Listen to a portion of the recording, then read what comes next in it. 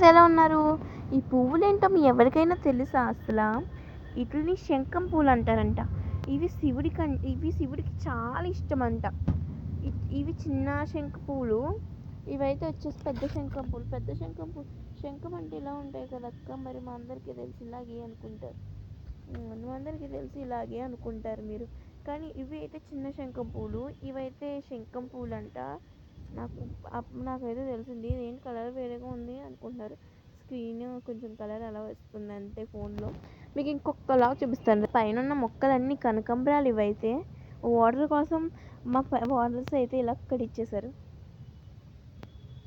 ఇది చూసారా గులాబీ చెట్టు అసలు పైట్లే పూసినా ఎవరు తీసుకుంటారో తెలియదు.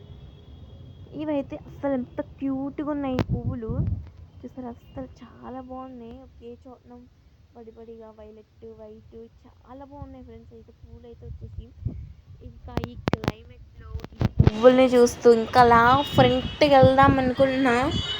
చూసారు అసలు ఎంత బాగుందో క్లైమేట్. ఇలా పక్క నుంచి చూస్తుంటే అద్దరిపోయింది అనుకోండి. అలా అద్దరిపోయింది క్లైమేట్.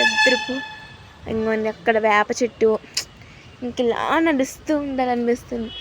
అక్కడేమో మా తాళ్ళు కట్టాను నేను. ఏంటంటే మా వడియాలకి. మీరు అందరూ కూడా సరే ఫ్రెండ్స్, బాయ్, గుడ్ నైట్.